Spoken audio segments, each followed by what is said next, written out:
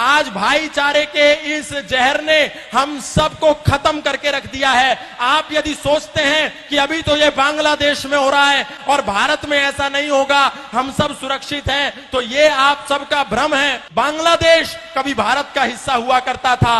1971 में जब बांग्लादेश में भुखमरी हुई, जब बांग्लादेश भारत से अलग हुआ, वहां पर रोटी नहीं थी। मुसलमान वहां के 2-2 रोटी के लिए मोहताज हो रहे थे। तो ढाका में जो इस्कॉन मंदिर था, वहां के पुजारियों ने, इस्कॉन के लोगों ने न्यूयॉर्क में अपने कार्यक्रम करके कई लाख मिलियन डॉलर रुपया इकट्ठा किया और वहां बांग्लादेश में ला करके मुस्लिम जो वहां के वासी थे उनको खाना खिलाया। लेकिन जब विद्रोह हुआ तो सबसे पहले इस्कॉन मंदिर को टारगेट बनाया गया और जगन्नाथ की मूर्तियों में आग लगा दी गई, मंदिरों में आग लगा दी गई, सारे पुजारियों को, सारे इस्कॉन के लोगों को जला करके जिंदा राख कर दिया गया। बांग्लादेश में जितने भी वो दंगाई थे आए और देखा कि ये हिंदू है, इसीलिए उनकी दुकानों में, उनके घरों में, उनके आशियानों में आग लगा दी गई। और हमको ऐसा लगता है कि हमारे भाई हैं। गाय को काट करके रोटी के साथ खाने वाले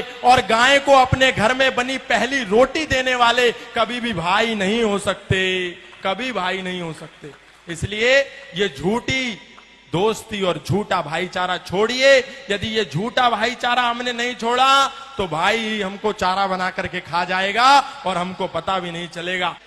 अरे हम ही तो कह रहे हैं सर्वे भवन्तु सुखिनः, सर्वे सन्तु निरामया, सर्वे भद्राणि पश्यन्तु मा कश्चित् दुःख भाग् भवेत्। हमारे मंदिरों से ही तो आवाज आती है, इंद्रम वर्धन्तु अप्तुरः कृण्वन्तो विश्वमार्यम अपाघ्नन्तो रावणा।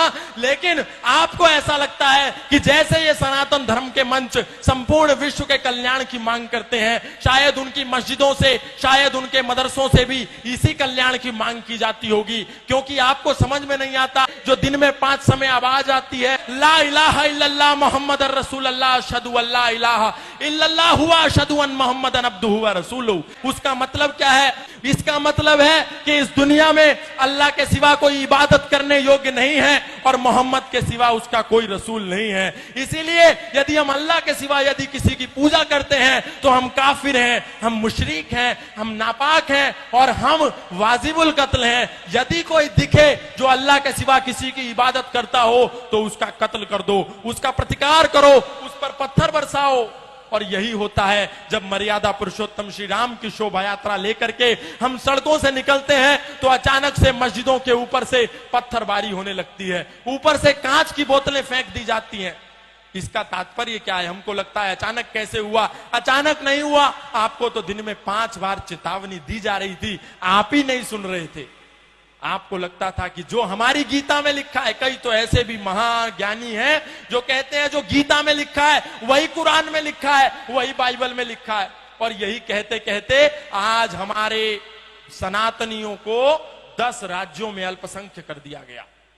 हमारे दिल्ली से 100 किलोमीटर भी दूर नहीं है नूह और मेवात, वहां लोगों की दुकानों को नाम देख देख करके आग के सुपुर्द कर दिया गया, आग लगा दी गई पूरे मोहल्ले में।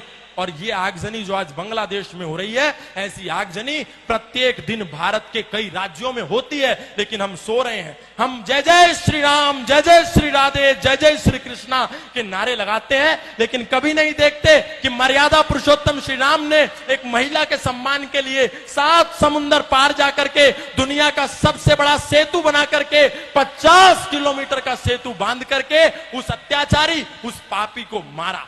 मतलब ये हम सीखते नहीं, केवल सिया राम जय राम जय जय राम और कहानी खत्म। बस हमको इतने में ही शॉर्टकट रास्ते में मोक्ष चाहिए। हम ये नहीं कहते कि हम किसी का प्रतिकार करें, हम ये भी नहीं कहते हम किसी से हिंसक हो जाएं, लेकिन हम ये कहते हैं हम किसी पर अटैक ना करें तो कम से कम अपने पास डिफेंस का साधन रखें। सनातन धर्म कभी भी पहले अटैक के लिए नहीं कहता, लेकिन सनातन धर्म आत्मरक्षा की बात करता है, डिफेंस की बात करता है। अग्रतश्चतुरः वेदा पृष्ठतः सस्त्रम धनु इदम ब्रह्मम इदम शस्त्रम शापादपि शरादपि शस्त्रेण रक्षति ही राष्ट्र शास्त्र चर्चा प्रवर्तते। विश्वामित्रादि ऋषियों के यज्ञ हवन भी तभी सफल होते हैं जब पहरे पर स्वयं धनुर्धर राम खड़े होते हैं। यदि हमारे पास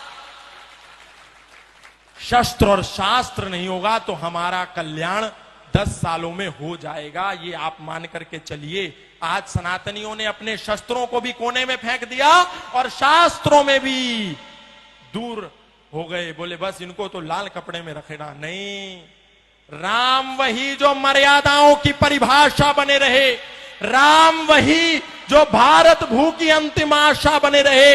अरे जिसने राजमहल के वैभव को सन्यासी बना दिया, जिसने खुद को राजा से हंसकर वनवासी बना दिया, माना उसकी जन्मभूमि मुद्दे पर हर काम जरूरी है, मगर अयोध्या से पहले हर दिल में राम जरूरी है, मगर अयोध्या से पहले।